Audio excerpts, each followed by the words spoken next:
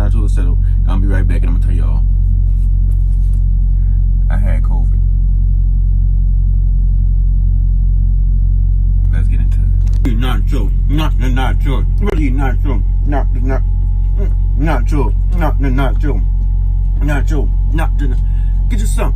Get you. I should have been a bounce rapper, you hear me? But look, I gotta call somebody, so we're not gonna have the nachos in the video, but I will make that little dance for y'all, you hear me?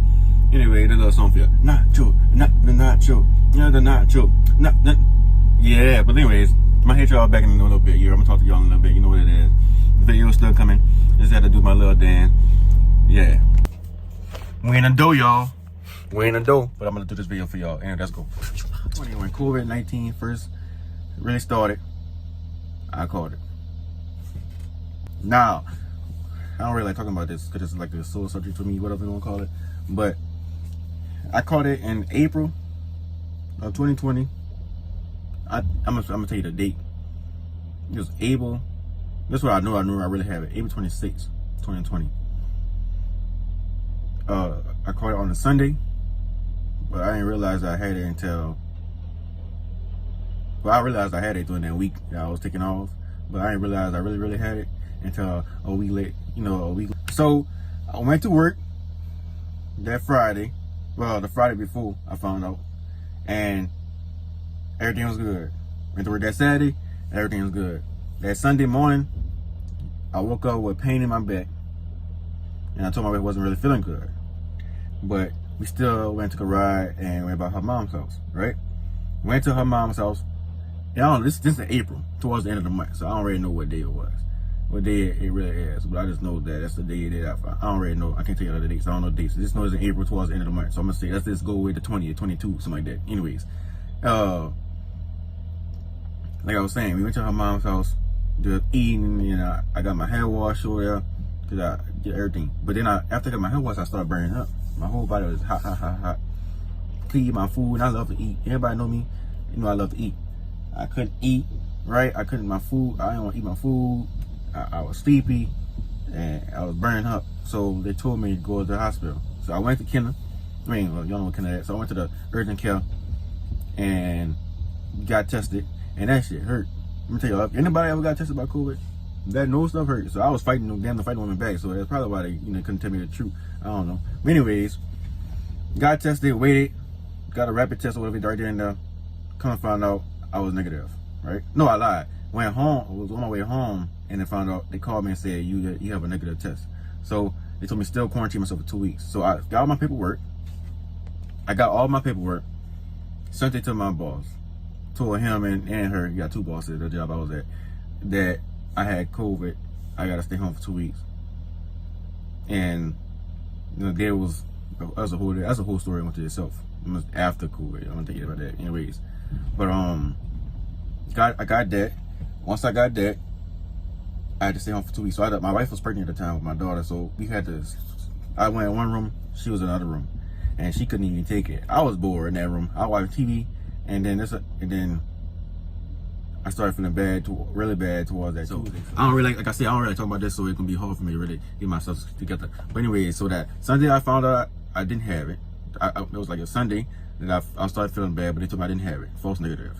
False positive, you want to call it.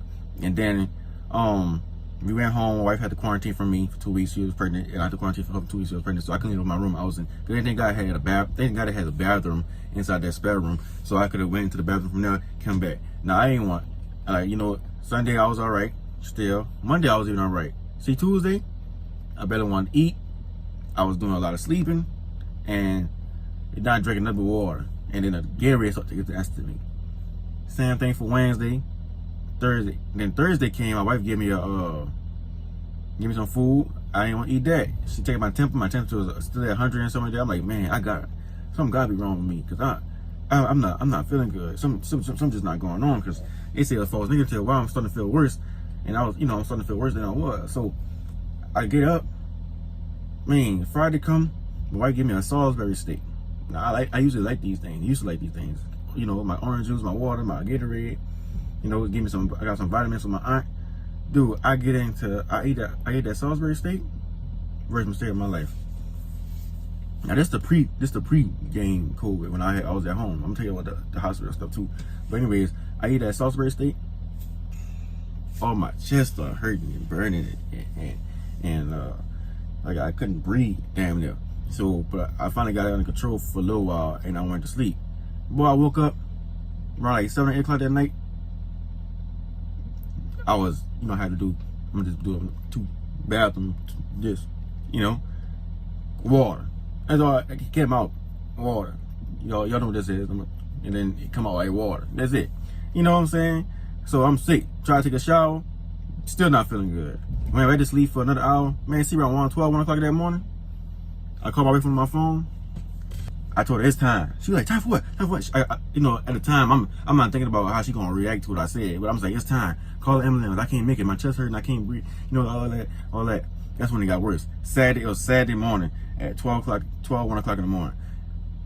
I'm going to the hospital. People coming now. I could barely even stand up and walk. I feel so weak, right? They had to help me carry it out. A man and woman had to carry me downstairs. I was barely stand up. Take my blood pressure, put the machine on you. I guess that's only blood pressure. That was low as possible could go. My heart rate 160.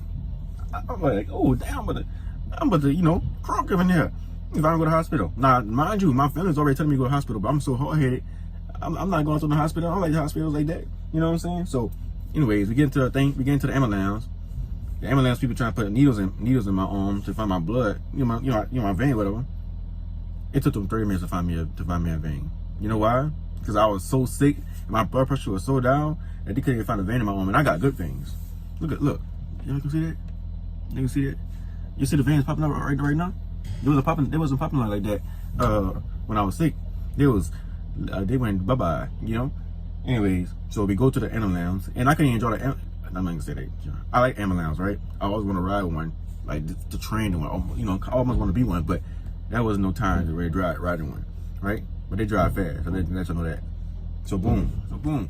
We get to the hospital. They rush me in there. They told me what's going on. They put me in a room for like 10 minutes. Check my nose again, COVID. Come back in there. It's not even 10 minutes later after they took me 10 minutes before. Man, you got COVID. I said, what? I got COVID. I already knew I had COVID, but I'm like out of it and all of my mind. And like, you got COVID. I said, COVID. Oh Lord. So I tried to call my wife and tell her I had COVID and tell her that they, they'll keep in the hospital. And I said, how long being first thing I asked, how long being here? Oh, we're gonna be here for a while. Come to find out my heart was leaving. Just say everything in my body was depressing or downgrading, right? It wasn't doing good. None of my body was doing good at all. It was just COVID and me. We was fighting each other. I'm telling you. So they came in there. They said you gotta do surgery on you. They gotta put a tube in my neck if I get some fluid or whatever that stuff it was. They'll put in my neck, whatever. And I'm like, tube in my neck. I'm like, man, oh no, you ain't about to do nothing to me and hurt me. But I'm like. Cause I'm like, man, that's what's going on. So they had to put they did the surgery. I was up doing the surgery, right? But they numbed my neck, and then in my head like this. They put the mask on my face. I couldn't move. So just imagine you being sick, can't move, and they put a tube in your neck. And I had that tube in my neck for about, man, I don't even know. I might show y'all some pictures at the end, but I don't even know. The tube was in my neck for a long time. And I got the marks still in my neck to show it. Hold on, there's 3 marks. I gotta see if I can find it. I don't know that. Let me go find it. I think it's on this side. Let me see. Yep. You see the little 1, 2, 3. That's it right there. The 3 most I have my neck feeling cold from that tube. So I had that and from there, it got kind of a little rocky, got kind of a little worse. After I got the tube in my neck, they got me undressed, put a little gown on, put me in the ICU. I went straight to the ICU. You know what I'm saying? They try to get me to eat and do all that stuff you gotta do, when you're trying to get you back to health. Now, that's when they hit the rocky. Now, they start giving me medicine, the pain pills, all them medicine to make you out your mind, talking to all kind of crazy, right? I'm already nervous and scared about what's going on. They give me medicine that got me talking to all kind of crazy and all the blue. So y'all just could imagine how, I already talk crazy now, just imagine how it was all medicine, right? And crying all the time. So, and that's not even half of that, me crying. So with that being said, the nurses that I had ICU, Bruh, these nurses don't give a damn about, man, these nurses supposed to be nice, right? Man, my nurse was mean as hell. Especially the one dude, I ain't gonna say his name, I still remember the name to this day. That dude was so damn mean. Boy, so mean. Cause like I said, I'm in this fight for my life. I'm out of it. I don't even remember half the things I was saying, because they told my wife I was so mean, and I was being a thing. They wanted to do something to me. I forgot what they wanted to do to me. Or whatever. She told me I was being so mean, I was agitated or something like that. I don't know. But I'm like, man, you don't understand. I'm in here fight at the time. Like I told my wife, I was in that fight for my life. Up in that fight for me to get better. They up in that, you taking care of me. You know what I'm saying? Half of them up in there already had COVID. Then I had to drink just water. Now, at the time, I didn't really like drinking water. I just was cool drink juice. You know, water a little bit, but, you know, all that other stuff. Man, look, bro, they had out. I feel like they had out for me in there. Like, every time I press the button, they won't come. I use the bathroom. Like, you know, I can't move myself. My leg was stuff was getting swollen. All kinds of stuff was going on. Man, I had to do everything damn myself because they didn't want to get around. So, anyways, mind y'all, my wife was taking care of stuff. My parents was the one worried. My rest of my family was worried. And I'm just up in here trying to figure out what the hell going on. You know, what's going on with me, with myself. Oh, man. So, anyway, as time progressed, I guess they told my wife that I wasn't getting no better. And they had to give me something called plasma. They gave me plasma. And I had to sign papers. Now, I'm out of it now. So, I had to get my hand up there and trying to sign papers. So, I really don't know what the hell I signed. Really, I could have done something, give me some kind of experimental drug or something. I think that was experimental drug, to be honest. I told my wife, she was nervous. She was crying on the phone. My daddy, he was nervous. Me and him got into it. I remember that. Me and him got into it. Me and my brother got into it, too. Because I'm like, they talking all kind of crazy. And they talking about, I'm like, man, y'all, I'm up in here trying to get out here. And y'all talking like that. Shut up. Anyway, that's the necessary conversation. But shut up, man. You got to do better with yourself. You got to start doing this with yourself. I'm telling everybody about themselves, you know. Because at that time, I say I'm in a drug, so I guess the truth coming out when you're on medicine and stuff. Tell people how you really feel about them, I guess. I don't know. Anyways, I recited my vows word for word for my wedding. I recited my vows word for word back to my wife. Because there's so much I wanted to get out there. I thought I was going to fight. And I fought that. Well, let me tell y'all something. Let me get serious. I've been serious the whole time, but let me get serious. When I was in that hospital in the ICU part, this not even, you know, the other part I was in. But when I was in that ICU part, I was fighting my ass off to come back. Because y'all, me telling y'all a story, y'all can't get the resist of how bad it was for me in that ICU part of that stuff. It was bad, man. It was not no walk in the park. It was not no you know, you could just go in the ICU. They put the oxygen machine on me. The next step was, you know, the machine that I don't like talking about. But it was bad, man. Y'all, I thank God for being able to be in these trucks. So I make these videos and I not being aggravated sometimes with these videos because I aggravate my, you know, I be nervous and stuff. But these, man, y'all just gotta realize the shit you gotta go through. Hold on, hold on a second. But yeah, y'all gotta realize how it was in that hospital, man. Like, these people take care of you because that's their job. But if you know, the way I was thinking, I was asking them questions, and like I said, they all say I was out of my mind. My wife said I was talking to her crazy. My friends said I was talking to them crazy. And I damn sure know I was crying all the time because I was ready to get out there. And that was just an ICU. So anyway, moving forward, they put the plasma. Well, they put the plasma at. My finally heard my wife and my people again. They say I was out for 2 days, 24 hours, 2 days, I think. 1 or 2 days with them. I'm gonna say 24 hours. I didn't even know that. I feel like I went to sleep and woke up the next day. They said, no, you was gone for 2 days. Like, you wasn't gone like that, but you was out of it for the 2 days. I'm like, what? What? Ain't no way. So I'm like, man, what happened? What was going on? They tell me information. I'm still out of it, the medicine and shit, stuff. So, you know, you really don't know what's going on. So, as time go on, I'm starting to get better. You look at my levels, I'm starting to get better. So then they moved me to recovery room. Now that's when it gets serious. Now y'all thought I told y'all them people was mean in the ICU part. Man, them nurses coming in now, they swear to God that stuff is contagious. COVID was contagious or whatever. But damn, man, they treat me like I was in prison in that recovery room. That recovery room was wait, man, put me in the ICU, put me in the recovery room. That recovery room was 10 times worse than that ICU room. They come in there in the middle of the night. I already can't get no sleep as it is.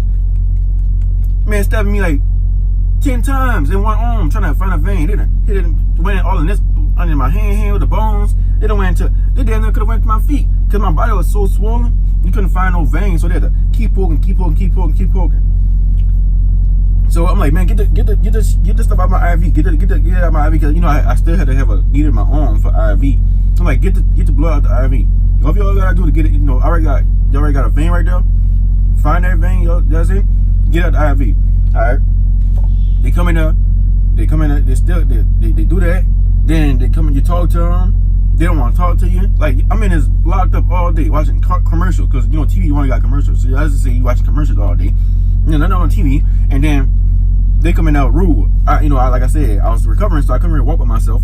So I'm putting a button. I got to go to the bathroom. Can somebody help me with the bathroom?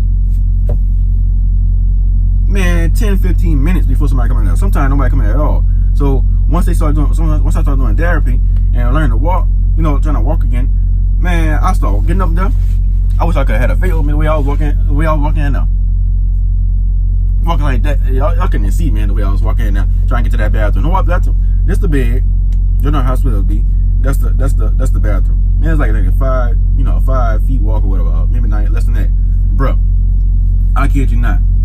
I was in there, barely could make it to there. And this thing sitting down, talking about sitting down, trying to get that out of breath.